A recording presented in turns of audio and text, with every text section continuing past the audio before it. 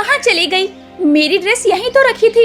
पूरी अलमारी छान मार ली, लेकिन मिल नहीं रही ड्रेस मेरी। शेफाली परेशान होकर अपनी खोई हुई ड्रेस को ढूंढ रही होती है।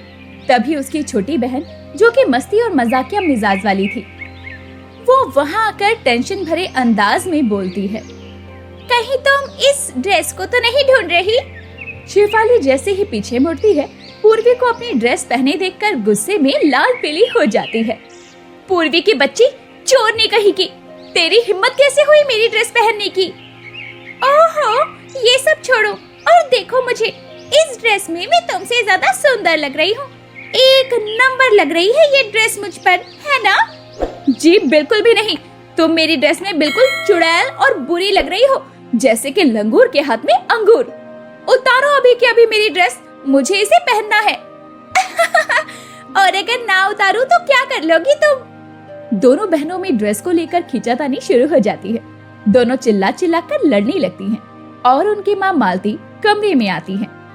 हे भगवान, ऊँटनी जैसी हो गई हो दोनों की दोनों, लेकिन छोटी छोटी चीजों के लिए कुत्ते बिल्लियों के जैसे झगड़ा करती रहती हो दोनों बहनें। माँ, इसको बोलो मेरी ड्रेस वापस करने की। नहीं दूंगी, नहीं दूंगी, ये ड्रेस मुझ पर एक नंबर लग रही है।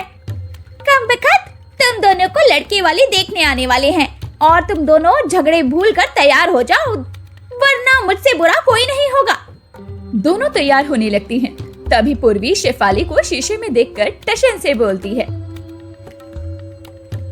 जितना भी मेकअप घिस लो शेफाली की बच्ची, एक नंबर की सुंदर तो मैं ही लगूंगी।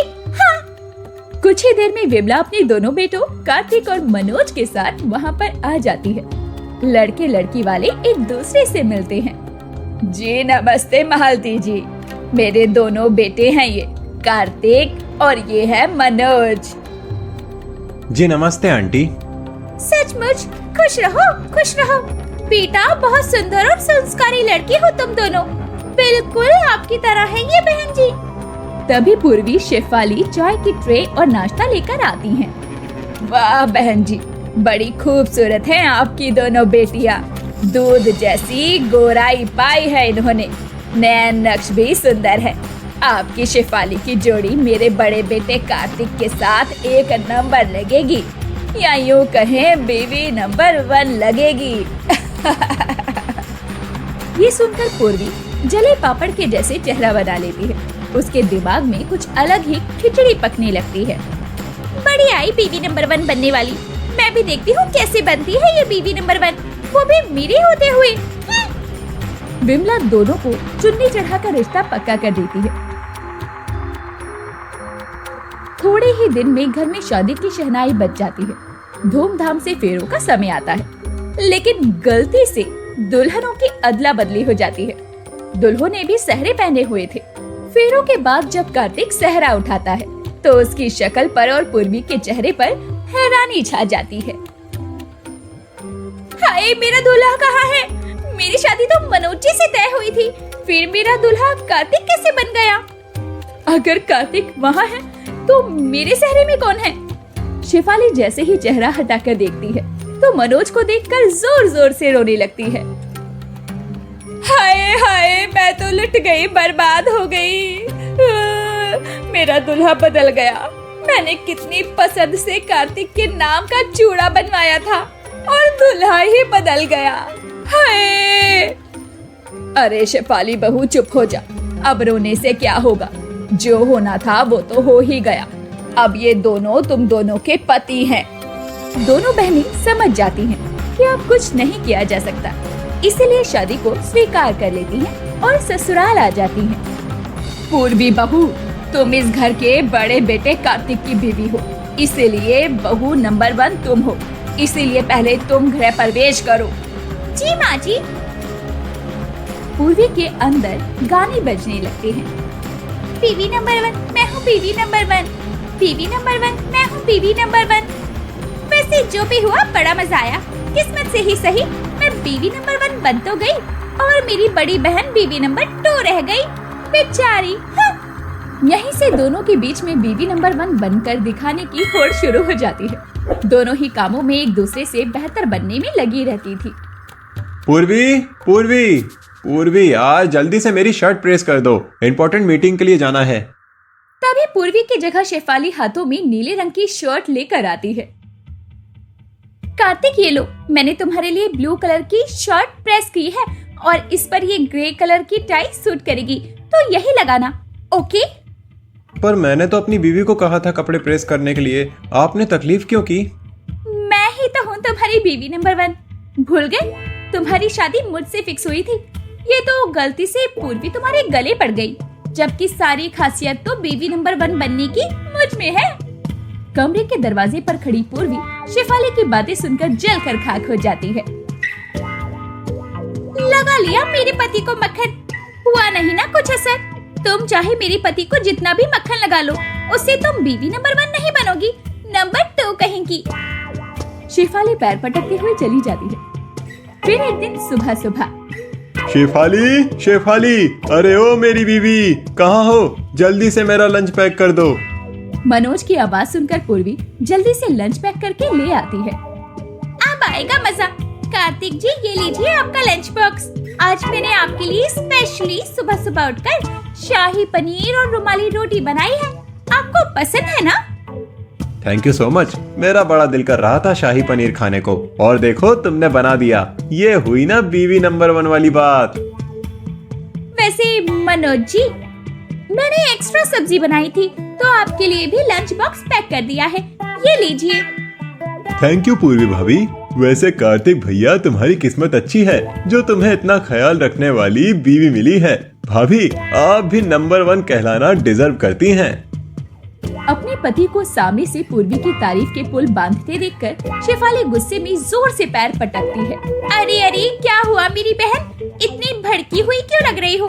पता नहीं मुझे तुम्हारे अंदर से जलने की बू क्यों आ रही है। अब क्या कर सकते हैं, तुम्हारे अंदर बीवी नंबर 1 वाली बात ही नहीं है, तो जल ही सकती हो तुम बस। ऐसा बोलकर पूर्वी बाल झटकते हुए चली जाती है। इस पूर्वी ने मुझे क्या अनाड़ी समझा हुआ है? बीवी नंबर 1 तो मैं ही हूँ और ये मैं साबित करके रहूंगी। दोनों बहनों में बीवी नंबर 1 बनने की होड़ लग जाती है। सास एक को काम की बोलती तो दूसरी करने लग जाती। बर्तन धोने से ज्यादा बर्तन खड़खड़ाती और खाना बनाने से ज्यादा चमचा हिलाती। दोनों ही बीवी नंबर 1 बनने की प्रतियोगिता लड़ रही थी और सास और पति इसमें गेहूं में घुन की तरह पीस रहे थे। पूर्वी बहू, ये लो, एकदम ताजा और कच्चे करेले लाई हूँ मैं। मेरा करेले का भरवा खाने का बड़ा मन हो रहा है, तुम बना दोगी? जी बिल्कुल माँ जी, आपकी सेवा करना तो मेरा परम धर्म है। जुग जुग जीती रहो बहू, तुम केवल मेरे बेटे की बीवी नंबर 1 नहीं बल्कि बहू नंबर 1 भी हो। सास के मुंह से पूर्वी की बड़ाई सुनकर शेफाली को जोरदार मिर्ची लगती है। बासी रोटी कहीं की, बड़ी आई बीवी नंबर 1 बनने वाली। खैर, सासू माँ को तो मैं ऐसा भरवा करेला बनाकर खिलाऊंगी कि उंगलियां चाटती रह जाएंगी और तब बोलेंगी मैं हूँ बीवी नंबर 1। शेफाली फटाफट से बाजार से करेले खरीद कर ले आई। अच्छा हुआ जो मैंने करेले छीलकर नमक लगाकर रख दिया था। जल्दी से मसाला बना लेती हूँ, फिर फटाफट से भरवा करेले बनाकर सासू माँ को खिलाऊंगी। तुम चाहे जितने भी पापड़ बेल लो पूर्वी, बीवी नंबर 1 का खिताब तो मैं ही जीतूंगी। चलो अब जल्दी से गैस खाली करो, मुझे माँ जी के लिए भरवा करेले बनाने हैं। बिल्कुल भी नहीं, माँ जी ने भरवा करेले बनाने की जिम्मेदारी मुझे दी है, तो करेले तो मैं ही बनाऊंगी। देखो, मुझसे झगड़ा मत करो वरना अच्छा मजा चखाऊंगी। पक्का तुम शुरू कर रही हो शेफाली, जाओ यहाँ से, समझी? दोनों के बीच में कलेशबाजी शुरू हो जाती है और दोनों करछी चमचा उठाकर कुत्ते बिल्लियों की तरह लड़ने लगती हैं। हल्ला गुल्ला सुनकर किचन में अब विमला झगड़ा सुलझाने आती है। अरे बस करो तुम दोनों, नाक में दम करके रख दिया है, नास पीटी कहीं की, खबरदार जो लड़ाई की, समझी? विमला दोनों को धमका देती है, लेकिन फिर भी दोनों बाज नहीं आती। हर बात में देखा देखी करती। उनकी सास विमला इस होड़ से तंग आ चुकी थी।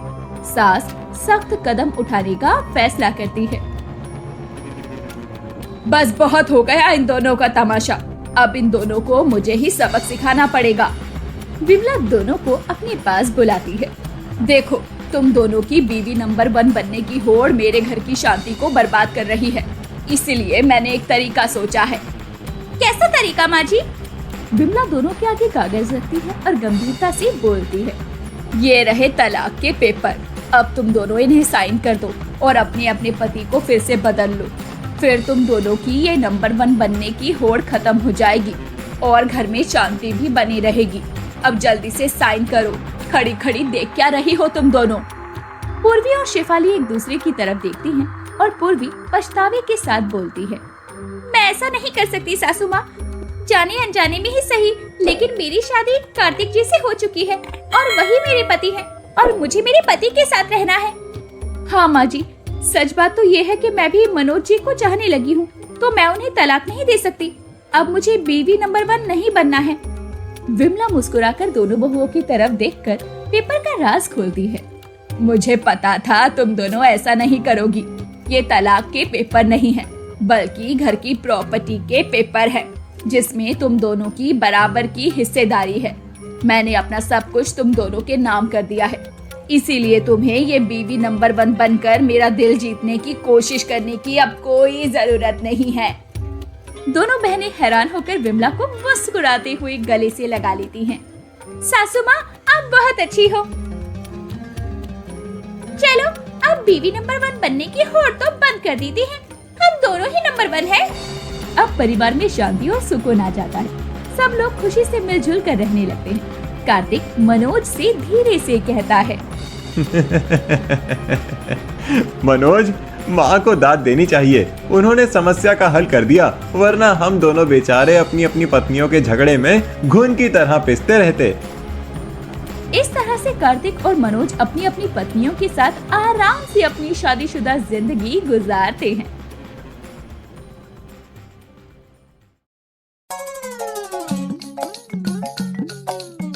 जी, ये लीजिए आपका टिफिन। आपकी पसंदीदा लौकी की सब्जी बनाई है और साथ में आटे का हलवा भी दिया है, आपको पसंद आएगा। धन्यवाद मधु, तुम सच में बहुत अच्छी हो। मेरा कितना ख्याल रखती हो। अगर तुम न होती तो न जाने मेरा क्या होता। सुबह सुबह ऐसी बातें मत कीजिए। चलिए अब आप जाइए और जल्दी से आइए, देरी हो गई तो आपके सेठ फिर से आप पर चिल्ला देंगे। अरे हाँ हाँ, बिल्कुल सही कहा तुमने। अपना ख्याल रखना मधु, मैं चलता हूँ। जी आप भी। भीमापुर नामक एक सुंदर से गांव में गगन अपनी बीवी मधु के साथ रहता है। गगन एक मजदूर होता है और वो काफी अच्छे से काम करता है, लेकिन इसके बावजूद भी उसका सेठ उस पर बस बिगड़ता ही रहता है। अरे ओ नालायक, जल्दी जल्दी हाथ चला, अभी तुझे और भी कई सारी ईंटें ढोनी है। जी हाँ सेठ जी। याद रहे, अगर तूने आज अपना काम सही समय पर नहीं किया ना, तो तुझे मैं देर तक रुकाकर सारा काम करवाऊंगा। नहीं नहीं सेठ जी, आप बेफिक्र रहिए, मैं सारा काम सही समय पर ही कर दूंगा। उसी गांव में गगन का बड़ा भाई भानु अपनी बीवी उर्मिला के साथ रहता है। कई सालों पहले अपने माता पिता की मृत्यु के बाद दोनों भाई अलग हो गए। गगन को इतनी अकल नहीं थी और उसी का फायदा उठाते हुए भानु ने सारी जायदाद अपने नाम कर ली और अमीर बन गया। गांव में उसकी एक बड़ी राशन की दुकान होती है। अजी सुनिए, आज ना मैं बाजार जा रही हूँ, सोच रही हूँ अपने लिए नई साड़ियाँ खरीद लूं। बाजार में एक दुकान खुली है जहाँ बहुत सुंदर और महंगी साड़ियाँ मिलती है। अरे क्यों नहीं भाग्यवान, जरूर खरीदो ना। अरे तो फिर पैसे कौन देगा? मुफ्त में देने वाला है क्या दुकान वाला मुझे वो साड़ियाँ? अरे हाँ हाँ, ये लो, ये पैसे रखो। आपका बहुत बहुत धन्यवाद जी। मैं यूँ गई और यूँ आई।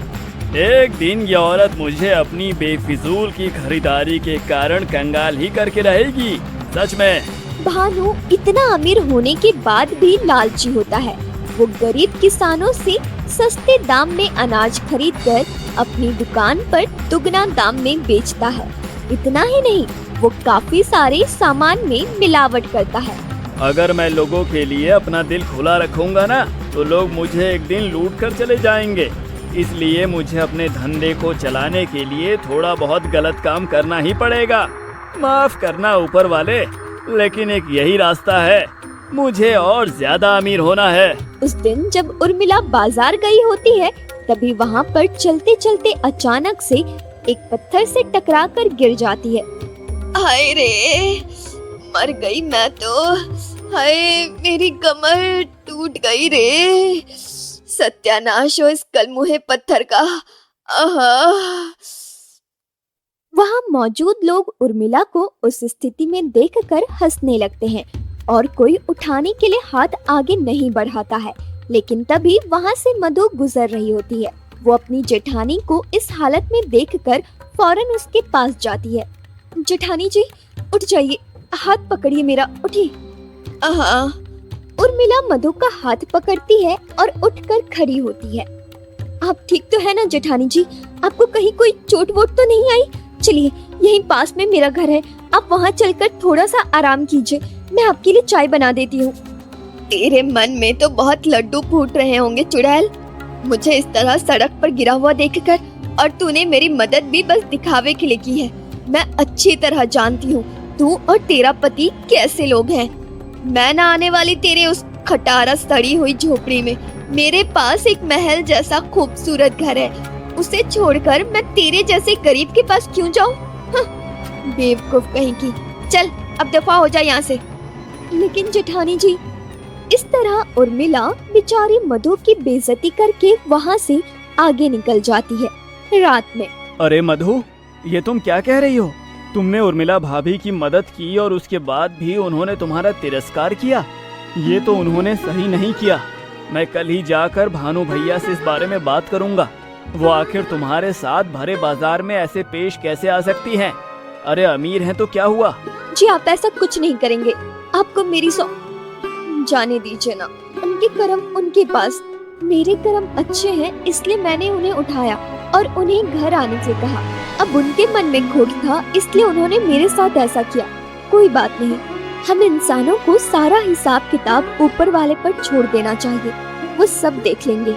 मधु, केवल तुम कह रही हो इसलिए मैं चुप हूँ, वरना मुझे भाभी पर बहुत गुस्सा आया है। मधु के कहने पर गगन शांत हो जाता है। एक दिन कंस्ट्रक्शन साइट पर काम करते समय अचानक से गगन पर ढेर सारी ईंट गिर जाती है, जिस कारण वो बुरी तरह घायल हो जाता है।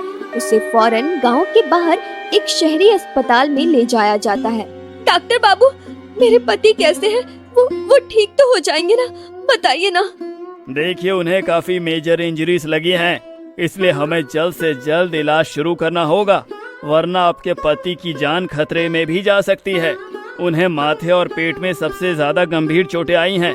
इलाज के लिए आपको पूरे 2 लाख रुपए का बंदोबस्त करना होगा, वो भी अगले 24 घंटे के अंदर। क्या 2 लाख रुपए? इतनी मोटी रकम मैं कहाँ से लाऊंगी? मेरे पति एक मामूली मजदूर है और मैं एक गृहिणी। जी, मैं अच्छी तरह से जानता हूँ, लेकिन मैं भी कुछ नहीं कर सकता।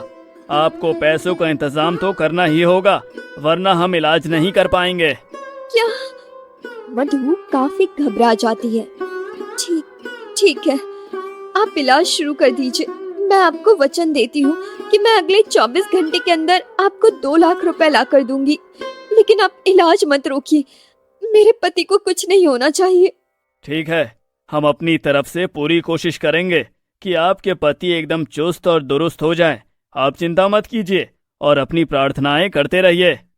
हे भगवान जी, हमेशा गरीब के साथ ही ऐसा क्यों होता है? अब मैं इतने कम समय में इतनी बड़ी रकम का बंदोबस्त कैसे करूंगी?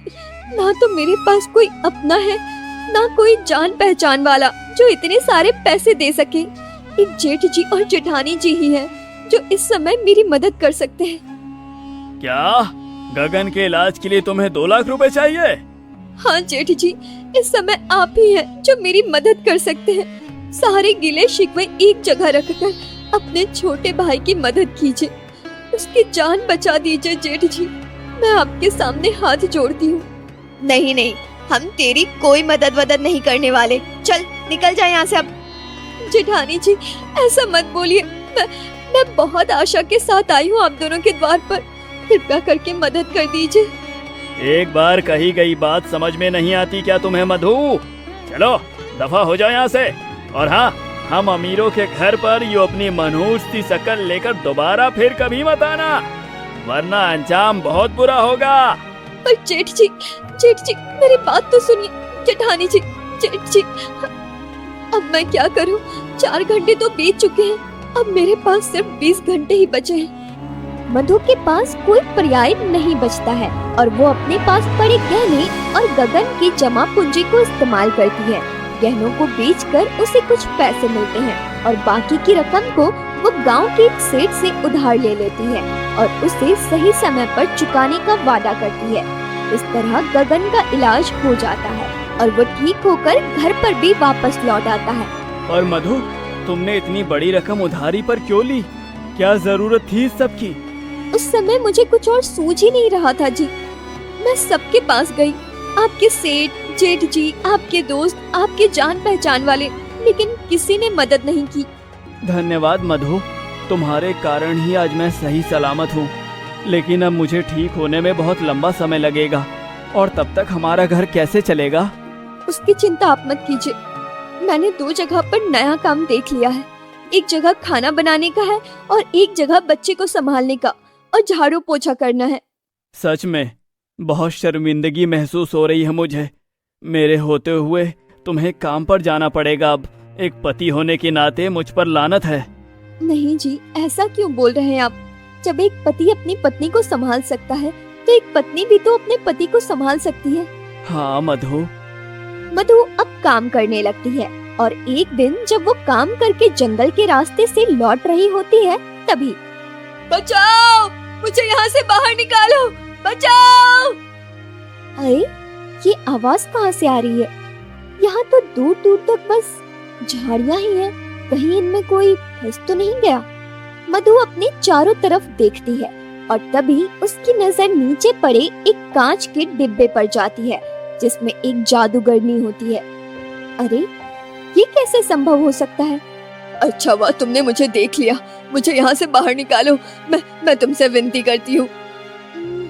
हाँ अभी निकालती हूँ। मुझे तो विश्वास नहीं हो पा रहा है, तुम एक जादूगरनी हो? हाँ, मुझे एक दुष्ट जादूगर ने इस डिब्बे में कैद कर दिया था। मुझे तो लगा था अब मैं इस डिब्बे से कभी बाहर निकल ही नहीं पाऊंगी, लेकिन तुम्हारे कारण मैं निकल गई। धन्यवाद। इस बात पर मैं तुम्हें एक जादुई उपहार दूंगी। क्या कहा? जादुई उपहार? तभी जादूगरनी अपने जादू से वहाँ पर एक जादुई सेवक प्रकट करती है। मैं हूँ जादुई सेवक। काम है मेरा अपने मालिक की मदद करना, चाहे कुछ भी हो जाए वरना। अरे वाह, ये तो गजब हो गया। ये एक जादुई सेवक है और तुम इसको जो बोलोगी ये वही करेगा। तुम्हारी हर प्रकार से मदद करेगा ये। धन्यवाद जादूगरनी, तुम्हारे कारण अब मेरी सारी मुसीबत खत्म हो जाएगी। जादुई सेवक मधु को ढेर सारे पैसे देता है और साथ ही खाना बनाने से लेकर घर की सफाई तक का सारा काम करता है। उसके कारण गगन भी अब पहले की तरह चुस्त और दुरुस्त बन जाता है। वो लोग अब एक बड़े से बंगले में रहने लगते हैं। एक दिन जब उर्मिला वहाँ से गुजर रही होती है तभी जादुई सेवक, आज हमारे लिए बिरयानी और गुलाब जामुन बना दो और हाँ, मुझे 10,000 रुपए भी दो। हमारे गांव के गरीबों के लिए कुछ राशन खरीदना है। ठीक है, ये लीजिए मालकिन साहिबा, अभी हाजिर है। इतना बोलकर जादुई सेवक वहाँ पर बिरयानी गुलाब जामुन बनाता है और साथ ही अपने जादू से मधु को 10,000 रुपए भी देता है। ये अलौकिक दृश्य देखकर उर्मिला की आंखें फटी की फटी रह जाती है। इसका मतलब इस जादुई सेवक की मदद से ये दोनों इतने अमीर हो गए। अब तो ये हमारा ही होगा। क्रूर उर्मिला और भानु अब एक चाल चलते हैं। वो दोनों एक मिठाई में जहर मिलाकर मधु और गगन के घर जाते हैं। अरे भैया, आप यहाँ? गगन, मुझे माफ कर दे मेरे भाई। मैंने पिछले कुछ सालों में तेरे साथ बहुत गलत किया है, लेकिन अब मुझे अपनी सारी गलतियों का एहसास हो चुका है। मुझे अब और नहीं रहा जाता तुझसे दूर। चल, अब सारे गिले शिकवे मिटा देते हैं। भैया, सारे गिले शिकवे तो आपकी तरफ से ही थे। मैंने तो हमेशा आपसे प्यार ही किया है और आज तक करता हूँ। मधु, मुझे भी माफ कर दो। हमने तुम्हारी मदद भी नहीं की। मैंने तुम्हारा भरे बाजार में तिरस्कार किया। मैं बहुत बुरी हूँ। नहीं जेठानी जी, ऐसा मत कहिए। गगन और मधु भावनाओं में इतने बह जाते हैं कि वो दोनों उर्मिला और भानु की चाल समझ ही नहीं पाते। वो दोनों उन्हें मिठाई खिलाते हैं, जिसके बाद वो दोनों मर जाते हैं और भानु उस जादुई सेवक को अपने साथ अपने घर ले जाता है। अरे ओए ओए जादुई सेवक, चल जल्दी से मेरे इस घर को एक आलीशान महल में बदल दे और मुझे एक संदूक भर कर सोना चांदी और हीरे दे दे। हाँ, और मुझे एक नौलखा हार भी। तभी अचानक से सेवक के जादू से वो घर एक आलीशान महल में तब्दील होने की जगह एक झोपड़ी में परिवर्तित हो जाता है और संदूक में सोना चांदी और हीरे की जगह पत्थर ही पत्थर होते हैं और साथ ही जादुई सेवक भानु और उर्मिला को सजा देता है, जिससे उनके शरीर पर फोड़ियां हो जाती हैं और वो काफी गंभीर रूप से तड़पने लगते हैं। नहीं, मुझे बहुत दर्द हो रहा है। ये क्या कर दिया तुमने? अरे क्या मांगा था और क्या मिल गया? तुम दोनों ने मेरे मालिक और मालकिन के साथ बहुत ही गलत किया। अब तड़पते रहो जीवन भर, यही तुम्हारी सजा है। सेवक जादूगरनी को बुलाकर गगन और मधु को पुनर्जीवित करता है, जिसके बाद वो उन दोनों के साथ जीवन भर रहता है और वो दोनों जादुई सेवक की मदद से गरीबों का खूब कल्याण करते हैं और वहीं दूसरी तरफ उर्मिला और भानु को अपने कुकर्मों की सजा भुगतनी पड़ती है।